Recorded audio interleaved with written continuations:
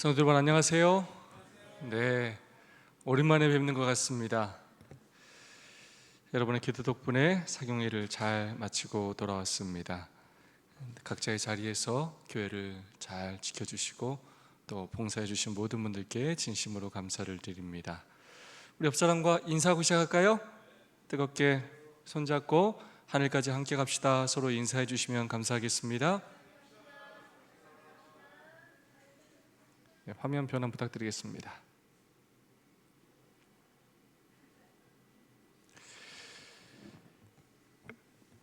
우리 변혜영 집사님, 우리 하은이 성인이 됐고 이렇게 바쁜 가운데 교회 와서 참 기쁘고 행복하고 오늘 기도도 아주 또 너무나 훌륭하게 잘 해주셨습니다. 진심으로 감사하고 영적으로 성장해가는 모습이 참으로 아름답고 또 보기 얼마나 좋고 행복한지 모르겠습니다. 또 한혜 집사님, 정말로 불편한 몸인데도 하루도 또 빠지지 않고 이 성전으로 발걸음 옮기는 그 모습이 감동적이고, 특별히 우리 효주 아버님께서 우리 집사님을 데려다주고 또 데리러 오고 하는 그런 모습이 너무 아름답고, 이제 함께 다닐 수 있는 날이 속히 올 수 있기를 간절한 마음으로 기도하겠습니다. 다시 한번 감사드리고 여러분 모두를 진심으로 환영합니다. 네, 생애의 빛, 깜깜한 우리 인생에 빛을 비춰주시는 우리 예수 그리스도에 대해서 함께 살펴보는 시간입니다. 제2장 제목이 뭡니까? 죄인에게 필요한 그리스도. 이 제목은 참 우리에게 많은 것을 생각하게 합니다. 누구에게 그리스도가 필요하다고요? 죄인에게 그리스도가 필요하다는 것입니다. 우리가 나를 죄인으로 생각하지 않으면 예수님이 필요하다고 전혀 생각하지 않아요. 얼마든지 예수님 없이 잘 살고 있다고 생각하고 또 잘 살 수 있다고 생각한다는 것입니다. 여러분, 요즘 여러분의 인생에서 무엇이 가장 필요하십니까? 어떤 사람들은 돈이라고 하겠고, 또 요즘은 이제 또 새학기가 되어가면서 또 입학하는 학생들에게는 나름대로 신학기 준비물이라고 할 수 있겠고, 각자의 형편과 사정에 따라서 필요한 것들이 다를 것입니다. 어떤 사람은 너무 피곤하고 지쳐서 쉼이라고 얘기할 수 있고, 근데 죄인에게는 누가 필요하다고요? 그리스도가 필요하다는 것입니다. 본질적으로 우리가 누구인지, 우리의 삶의 결국이 무엇인지를 깨닫게 되면 우리가 정말로 매 순간 누가 필요한지를 알 수 있게 된다는 것입니다. 네팔에서 비행기가 추락했죠. 네, 정말로 많은 사람이 또 안타깝게 생명을 잃었습니다. 특별히 한국인 2명이 탑승해 있었죠. 참 가슴 아픈 일입니다. 그 아버지의 나이 또래가 저하고 비슷하기도 하고 또 아들도 중학생밖에 되지 않아서 함께 간 여행이 정말로 마지막 그런 여행길이 되어서 얼마나 가슴 아픈지 모릅니다. 그런 사고들을 접할 때마다 정말로 우리의 삶이 언제 끝날지 한 치 앞도 내다볼 수 없다는 것을 그렇게 생각하게 됩니다. 추락하기 한 10초 전에, 착륙하기 한 10초 전에 그런 사고를 당해서 결국 생명을 잃게 되었습니다. 오늘 우리에게 정말로 필요한 것이 무엇인지, 필요한 존재가 누구인지 우리가 다 함께 우리가 누구인지를 올바로 깨닫고 예수 그리스도를 필요로 하는 그런 시간이 될 수 있기를 소망합니다. 자, 죄인에게 필요한 그리스도, 왜 죄인에게 필요하냐? 자, 밑에 제목 아주 중요합니다. 어디로부터 오는 변화요? 위로부터 오는 변화라는 제목입니다. 여러분, 사람 잘 변합니까? 사람 잘 변합니까? 잘 안 변합니까? 어떤 분은 잘 변한다고 하고 어떤 분은 잘 안 변한다고 합니다. 네. 사람은 잘 변할까요? 안 변할까요? 사실 사람은 가만히 있는 사람은 한 명도 없습니다. 2가지 중에 한 가지로 변하게 됩니다. 좋게 변하거나 안 좋게 변하거나. 시간이 흘러가면서 우리는 죄에 기울어져 있기 때문에 계속 죄 속으로 가거나 계속 하나님을 닮아가거나 둘 중에 하나지 안 변하는 적은 없어요. 우리가 어디에 마음을 쓰고 누구를 의지하느냐에 따라서 성화되기도 하고, 우리가 그냥 이대로 살아가면 우린 계속 안 좋게 변하는 것입니다. 그래서 여러분들이 저 사람 안 변해라고 말할 때는 그 사람들은 사실 안 변하는 게 아니라 점점 뭐 해지고 있는 거라고요? 나쁘게 변하고 있는 거예요. 점점 죽어가고 있는 것입니다. 죄에 더 빠져들고 있는 것입니다. 결국 우리의 삶은 좋게 변화되느냐, 성화되느냐, 위로부터 오는 그 능력을 통하여 성화되느냐, 아니면 우리의 죄, 이 본질적인 죄 가운데 우리는 점점 죄로 썩어가느냐, 이 두 가지 중에 한 가지 선택을 할 수밖에 없다는 것입니다. 그러므로 교회 다니면서 사람은 안 변해라는 생각을 갖고 있으면 우리 믿음을 부정하는 겁니다. 그러므로 사람은 안 변해라는 생각을 갖고 있으면 안 되겠습니다. 우리는 변하는데 어떻게 변해야 된다고요? 좋게 성화되는 것이 우리 그리스도인의 축복이고 우리의 삶의 목표가 되어야 합니다. 결국 오늘 그 얘기예요. 우리가 예수 그리스도를 믿는데도 저 사람 진짜 안 변해 라고 말할 수밖에 없고, 또 그렇게 보이는 이유는 어디로부터 오는 변화를 경험하지 못한다고요? 위로부터는 변화를 경험하지 못해요. 신앙적인 형식은 있는데, 개인적인 노력은 있는데 어떤 능력을 체험하지 못한다고요? 위로부터 오는 능력은 체험하지 않는다는 거예요. 이렇게 신앙한 사람이 많을까요, 적을까요? 엄청나게 많죠. 그래서 예수님께서 이 땅에 오셨을 때 이 독사의 자식들아 라고까지 말하면서 책망하셨던 바리새인들, 서기관들, 그들이 끊임없이 그렇게 변화에 대해서 이야기했지만 그들은 위로부터 오는 변화를 경험하지는 못하였습니다. 우리는 반드시 위로부터 오는 변화를 경험해야 합니다. 예수님 재림하실 때 우리는 완전한 변화를 경험하게 돼요. 더 이상 썩지 않을, 죽지 않을 몸으로 변하게 되는데, 결국 그 변화는 우리가 살아있을 때 예수 그리스도를 통하여 그 변화를 경험하는 사람들이 그 하늘에서의 변화를 경험하게 될 것입니다. 여러분, 새해 결심 잘 지키고 있습니까? 그렇습니까? 네, 우리 마음이 쉽게 변하죠? 작심삼일이란 말이 있죠? 네, 얼마나 쉽게 변하는지 몰라요. 변하지 말아야 할 건 잘 변하고, 또 변할 건 또 변할 건 또 안 변하고, 그런 경우들이 우리 가운데 참 많습니다. 죄인에게 왜 그리스도가 필요한지, 왜 우리에게 위로부터 오는 변화가 필요한지 함께 살펴보는 시간을 갖도록 하겠습니다. 우리 스스로 죄의 권세에서 벗어나기는 불가능하다. 우리의 마음은 죄에 물들어 있으며 우리 스스로 이를 바꿀 수가 없다. 누가 깨끗한 것을 더러운 것 가운데서 낼 수 있으리까? 하나도 없나이다. 육신의 생각은 하나님과 원수가 되나니 이는 하나님의 법에 굴복하지 아니할 뿐 아니라 할 수도 없음이라. 자, 우리는 지금 무엇으로부터 이 변화를 지금 갈망하는 것입니까? 죄입니다. 죄. 우리가 다이어트 한다고 하면 어쩌면 나의 노력으로 그것들을 살을 뺄 수 있을지 몰라요. 뭐 운동해서 근육을 만드는 건 나의 노력으로 얼마든지 할 수 있을지 몰라요. 얼굴 변화, 성형수술로 할 수 있을지 몰라요. 의학의 힘을 빌어서 할 수 있을지 몰라요. 근데 궁극적으로 우리를 온전히 진실되게 변화시킬 수 있는 건 결국 죄의 문제를 해결해야 우리의 심령이, 우리의 본질이 변화된다는 것입니다.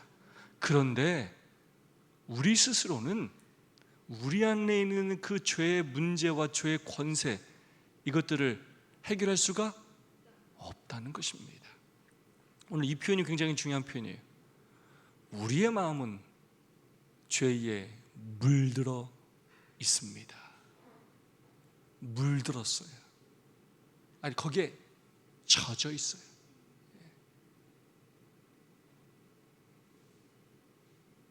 우리가 우리의 상태를 잘 몰라서 그렇지 우리는 끊임없이 악한 생각을 하고 또 남을 미워하고 시기하고 질투하고 비교하고 교만하고 멸시하고, 우린 나도 모르는 사이에 그런 죄들을 질 때가 너무나 많아요. 왜요? 우리는 물들었어요. 우리 본성 자체가 죄에 물들어서 우리의 마음이 막 내 마음대로 되지가 않아요. 그래서 이것을 막 바꾸고 싶은 마음이 우리에게 있는데도 이게 내 마음대로 된다고 안 된다고요? 내 마음대로 이걸 바꿀 수가, 스스로 이걸 바꿀 수가 없다는 것입니다. 누가 깨끗한 것을 더러운 것 가운데서 낼 수 있으리까? 아무리 그걸 원한다 하더라도 하나도 할 수 없다는 거예요. 우리가 가진 이런 육신의 생각은 하나님과 원수가 되기 때문에 하나님의 법에 굴복하지 아니할 뿐만 아니라 우리 스스로는 할 수도 없다는 것입니다. 우리의 노력으로는, 우리의 결심으로는 그것들을 이루어낼 수가 없다는 거예요. 기독교는 고행을 가르치는 종교가 아니에요. 우리가 열심히 노력하고 최선을 다하면 우리의 구원을 이룰 수 있다고 가르치는 종교가 아니에요. 우리의 결심과 우리의 노력이 필요한 것은 사실이지만 나로부터 그 변화가 이루어온다고 기독교는 절대 가르치지 않아요. 어디로부터 그 변화는 이루어온다고요? 위로부터, 예수 그리스도를 통하여 우리가 그분을 의지하고 그분을 붙잡고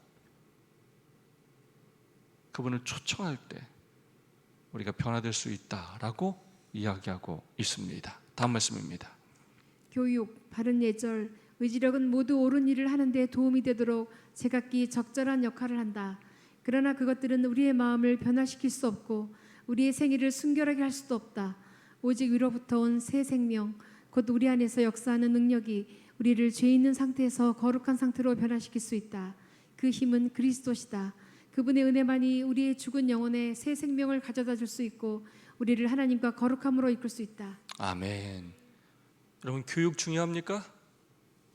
네, 교육 중요해요. 교육 잘 받은 사람들이 아무래도 여러 면에 있어서 좋은 그런 영향력을 끼칠 수 있는 것이 사실입니다. 그래서 우리 재림교회도 이 교육을 굉장히 중요하게 여기고 있고, 결국 참된 교육, 바른 교육이 결국 구속사과 연관된다고 끊임없이 말하고 있습니다. 그러나 아무리 교육을 잘 받는다고 그것이 우리를 본질적으로 변화시키는 것이 아니라는 거예요. 교육을 아주 잘 받았는데도 전혀 예수님을 닮지 않은 사람이 있고, 교육을 못 받았는데도 정말로 고상하고 예수님을 닮은 사람이 있을 수 있어요. 그것이 우리를 아주 세상에서 볼 때는 흠모할 만한 사람처럼 보이게 할 수 있을지는 모르겠지만 우리의 마음을 변화시키지는 않는다는 거예요. 교육이 도움이 될 수는 있지만 본질적으로 우리를 변화시킬 수는 없다는 거예요. 바른 예절 중요합니까? 네, 바른 예절 너무나 중요해요. 예의 바르게 행동하는 것, 착하게 행동하는 것, 다 중요하고 필요한데 그것이 우리의 본질을, 죄 문제를 해결할 수 있는 것은 아니라는 거예요. 의지력 너무나 중요하죠. 매일 소그룹 시간에 결심하라고 하죠. 발표하라고 하죠. 우리가 의지력을 바르게 활용하는 건 너무나 중요해요. 이 세 가지, 예절, 바른 교육, 바른 예절, 바른 의지력을 활용하는 이 모든 것들은 옳은 일을 하는데 도움을 주는 제각각 역할을 하고 있다는 것입니다. 필요하고 강조하는 내용들이지만 그것들이 본질적으로 우리의 마음을 변화시킬 수 없고 우리의 생애를 순결하게 할 수도 없다는 것입니다. 착각하면 안 된다는 거예요. 내가 교육을 잘 받았다고 나의 의지력이 아주 남들보다 뛰어나고 늘 바른 선택을 하고 내가 예의가 바르고 성실하다고 그것이 나를 죄로부터 구원해 주는 것이 아니라는 것입니다. 오직 위로부터 오는 새 생명, 곧 우리 안에서 역사하시는 그 하나님의 능력이 우리를 죄 있는 상태에서 거룩한 상태로 변화시킬 수 있다는 것입니다. 이것은 신비로운 일이에요.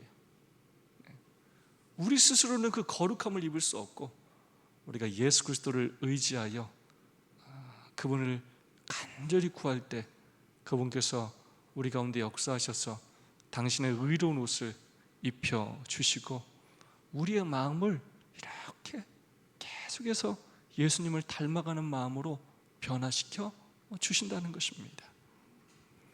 그분의 은혜만이 우리의 죽은 영혼에 새 생명을 가져다 줄 수 있고,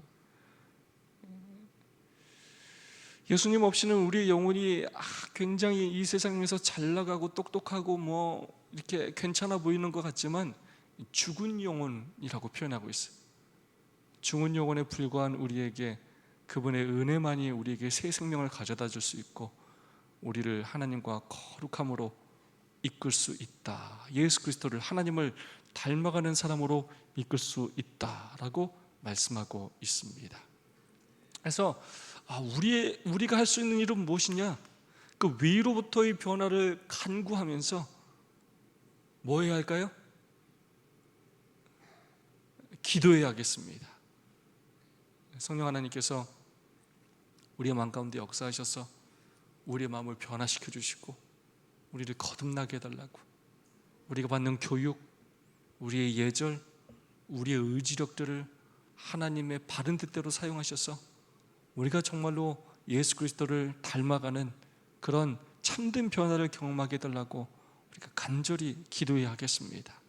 우리의 생각, 우리의 의지, 우리의 동기까지도 하나님께서 우리를 주장하시고 이끄시고 우리를 마음껏 사용하시도록 우리가 간절히 하나님께 기도해야 하겠습니다. 다음 말씀입니다.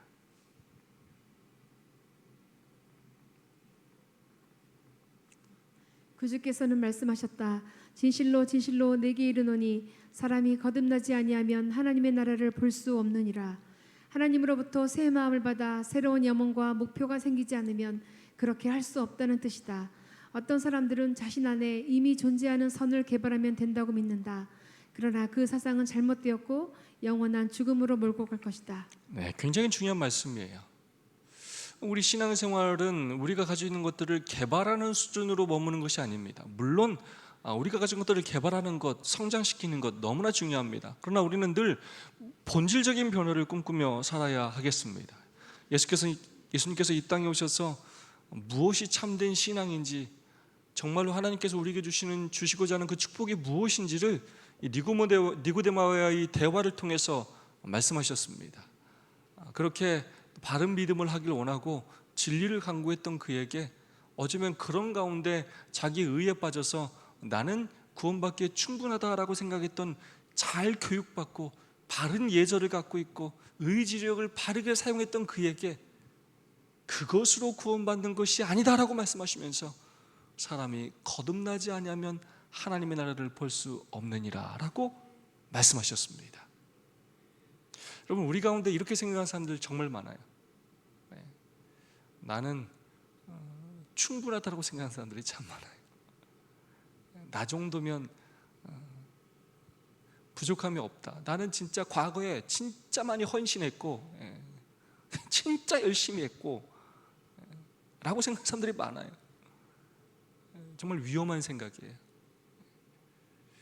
자꾸 지금 뭐에 집중하는 거예요?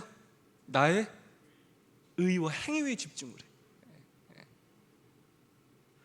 거듭남에 관심을 갖는 것이 아니라 내가 이룬 것에 자꾸 관심을 가져요. 거듭나지 아니하면 하나님의 나라를 볼 수가 없다라고 말씀하시면서 결국 물과 성령으로 거듭나는 것이 하나님 나라에 들어가는 것에 있어서 필수 조건인 것을 말씀하시면서 새 마음을 받아야 함을, 성령 하나님께서 우리 마음에 역사하셔야 함을, 우리가 끊임없이 내가 죄인이라는 것을 잊지 않고 늘 그리스도가 필요하다는 사실을 잊지 않고 그리스도를 갈망하며 살며 그 새 마음을 달라고 기도하기를 우리에게 요구하고 계시는 것입니다. 참 좋은 편이에요. 새 마음을 받아 새로운 염원과 목표가 생기지 않으면 그렇게 할 수 없다는 뜻이다. 이 거듭난 사람과 거듭나지 않은 사람의 차이를 뭘로 할 수 있냐면, 거듭난 사람은 새로운 삶의 바램과 목표가 생겨요.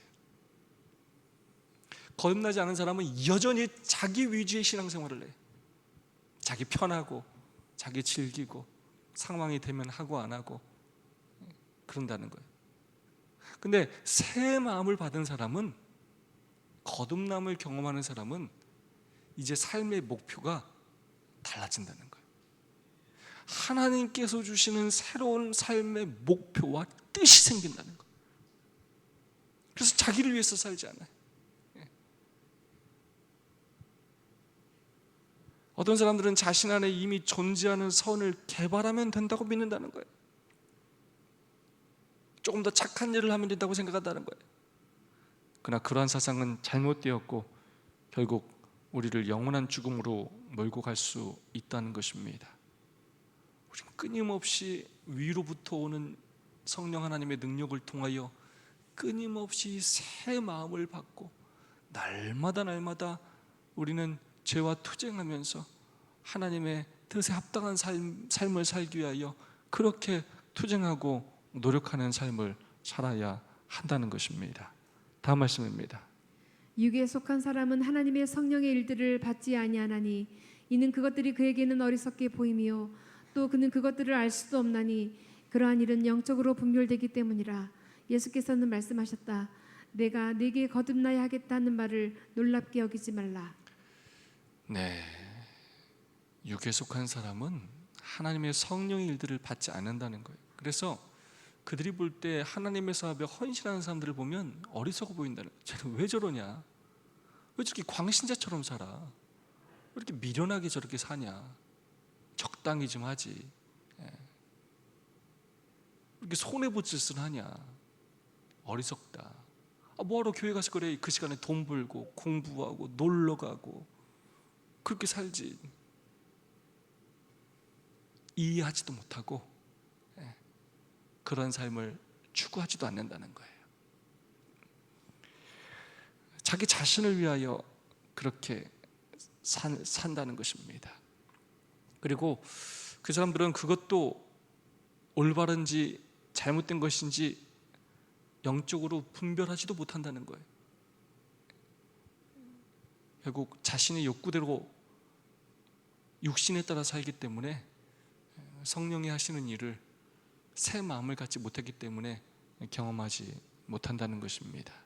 그래서 예수님께서 끊임없이 거듭나야 한다 라고 말씀하시면서 이것들을 놀랍게 여기지 말라라고 그렇게 말씀하고 있습니다.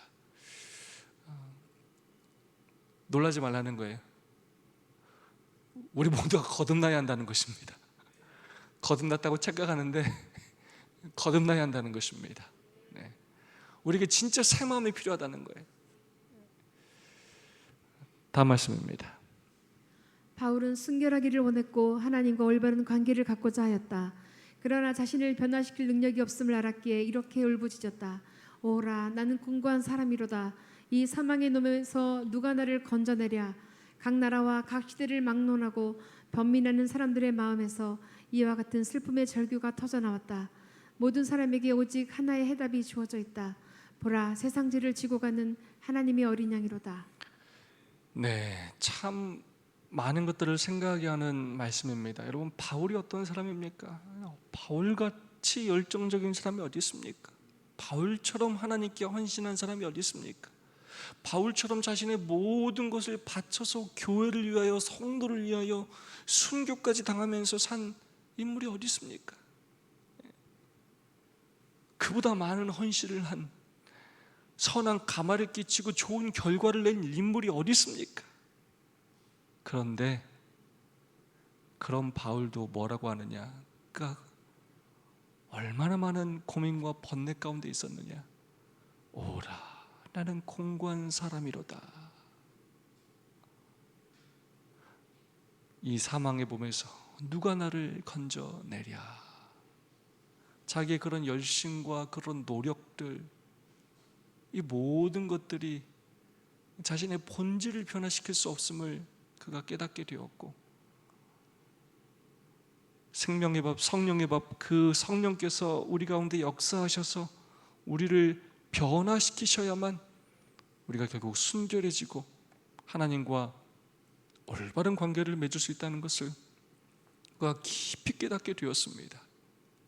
그래서 결국 사도 바울이 그리스도 안에라는 말을 강조하면서 우리가 끊임없이 그리스도 안에 있으므로 우리 스스로의 능력이 아니라 그리스도의 사랑과 은혜로 우리가 믿음으로 말미암아 변화되는 그 경험을 사도 바울이 우리에게 말하고 있는 것입니다. 각 나라와 각 시대를 막론하고 번민하는 사람의 마음에서 이와 같은 슬픔의 절규가 터져 나왔다. 그래서 바울처럼 신앙을 열심히 하는 사람일수록 뭘 깨닫냐면,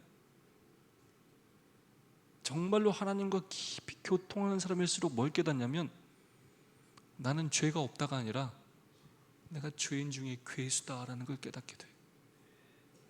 그리스도를 더 가까이 경험하면 경험할수록 내가 가장 큰 죄인이라는 걸 깨닫게 되고, 내가 지은 더 많은 죄들이 보이게 되고, 내가 행하지 않은 더 많은 그런 선들이 보이면서 내가 하나님 앞에 얼마나 큰 죄인이고 나에게 얼마나 그리스도의 능력이, 사랑이 필요하며 내가 얼마나 하나님께 더 헌신하며 살아야 할지를 깨닫게 된다는 것입니다. 근데 기도하지 않으면 나는 이미 충분하다고 생각하고 늘 다른 사람들을 비교하면서 비난하고 또 정죄하게 된다는 것입니다. 나라와 각 시대를 막론하고 번민하는 사람들의 마음에서 이와 같은 슬픔의 절규가 터져 나왔다. 그래서 여러분, 신앙적으로 번민하는 것 필요합니다. 우리가 우리의 구원에 대하여 확증하는 것도 감사한 일이고 또 필요한 일이지만, 우리가 얼마나 또 늘 죄 가운데 사는지, 우리의 은혜가 이 값싼 은혜가 되지 않도록 우리 자신을 늘 돌아보고 우리가 하나님 앞에 더 순결하고 정결하고 더 하나님을 닮은 사람이 되기 위해서 우리가 바울과 같은 고백과 또 노력을 해야 한다는 것입니다. 모든 사람에게 오직 하나의 해답이 주어져 있다는 것입니다. 세상 죄를 지고 가는 하나님의 어린 양이로다. 그러므로 우리가 진심으로 위로부터 오는 변화를 경험하려면 우리는 매일마다 그리스도의 십자가를 묵상해야 한다는 것입니다. 그 십자가에서 흘리신 그 피, 그 고난, 그 희생이 나를 위한 것이었음을 깨닫고 오늘 우리가 그 은혜와 사랑을 가슴속에 받아들일 때만 우리의 마음이 변화되고 새 마음을 갖게 되고 새로운 삶의 목표가 생기게 되고 점점 우리의 말과 생각과 행동이 그리스도를 닮아갈 수 있게 된다는 것입니다. 여호와의 이름을 부르고 하나님께 도움을 구하고 날마다 또 그리스도를 바라보는 그런 열심을 내는 우리 모두가 되기를 소망합니다. 마지막 말씀입니다. 아담과 하와가 죄를 짓는 그 순간 그들은 하나님의 사랑과 교제에서 떠나갔다. 그들 스스로 하나님으로부터 멀어진 것이다. 그러므로 더 이상 하나님과 대화할 수 없게 되었다. 그러나 그리스도를 통하여 이 세상은 하늘과 다시 연결되었다. 예수께서 땅과 하늘을 잇는 다리를 놓으셨기에 천사들이 사람들을 돕고 위로할 수 있게 되었다. 그분은 죄 많고 연약하고 속절없는 사람들을 붙잡으시고 그들이 무한한 능력의 근원에 연결될 수 있게 하셨다. 참 감동적입니다. 왜 우리에게 그리스도가 필요하냐? 마지막 말씀은 우리에게 왜 그리스도가 필요하다고 얘기합니까? 예수님이 어떤 일을 하고 계셔요? 우리와 하나님 사이를 연결하시는 뭐가 되고 계십니까? 다리가 되어 주셔요. 하늘과 우리를 연결시켜 주시고 계셔요. 하늘의 그 영생과 하나님을 직접 대면하여 보았던 그 죄 없는 상태로 우리를 이렇게 연결해 주시는 그 일을 하시는 분이 누구라고요? 예수 그리스도신. 그래서 하나님이신 그분께서 육신의 몸을 입고 인간이 되셔서 우리와 같은 처지에 처하시면서 십자가에 달려 돌아가시고 또 부활하고 승천하시어 그분께서 또 우리를 위하여 중보하시면서 하늘과 땅을 연결하는 다리가 되시어 우리의 손을 붙잡고 끊임없이 우리를 하늘로 데려가기 위하여 호소하며 노력하고 계시다는 것입니다. 그러므로 우리가 하늘을 바라보고 예수 그리스도를 붙잡지 않는 한 우리는 하나님께로 올라갈 수가 없다는 거예요. 아무리 돈이 많아도, 아무리 땅이 많고, 아무리 재산이 많고, 학위가 많고, 부귀 영화를 누린다 할지라도 예수 그리스도께 연결되어 있지 않으면, 예수님과 연결됨으로 그분께로부터 오는 거룩함과 은혜, 사랑을 경험하지 않으면 우리는 하늘에 갈 수가 없다는 것입니다. 양쪽을 잡고 계시면서 우리를 구원하시기 위하여 그분의 아주 팔이 빠지도록 아프신 우리 예수님, 그럼에도 불구하고 한 명의 영혼도 포기하지 않고 우리를 다 구원하시기 위하여 끊임없이 기다리시고 또 호소하시는 우리 예수님, 그 사랑을 기억하시고 우리가 더 변화된 삶을 살기 위하여 올 한 해 더 하늘을 바라보고 더 그리스도의 이름을 부르고 더 기도하는 일에 전심전력하는 우리 모두가 되기를 간절히 소망합니다. 그래서 우리 역할은 무엇이냐면, 우리 또한 이제 우리가 이웃들의, 성도들의 손을 잡아서 우리와 연결된 그 손에 그들을 예수 그리스도와 연결시켜주는 일을 하는 것입니다. 예수님이 있는 다리, 고리가 되어주신 것처럼 우리도 세상 사람들에게 있는 다리가 또 하늘 가는 그렇게 고리가 되어주는 우리 모두가 될 수 있기를 주님의 이름으로 축원합니다. 우리 두 분, 세 분씩 받은 은혜와 결심을 나누는 시간을 갖도록 하겠습니다. 나에게 예수님이 가장 필요하다고 여러분이 느끼는 때는 언제입니까? 여러분이 또 가장 변화되고 싶어하는 여러분의 마음은 어떤 마음이십니까? 서로 두 분씩, 세 분씩 서로 짝을 지으시고 받은 은혜와 결심을 나눠주시면 감사하겠습니다. 우리 한혜 집사님, 남인경 집사님, 그렇게 또 안장로님 그렇게 해주시고요. 김재국 장로님, 김원봉 집사님,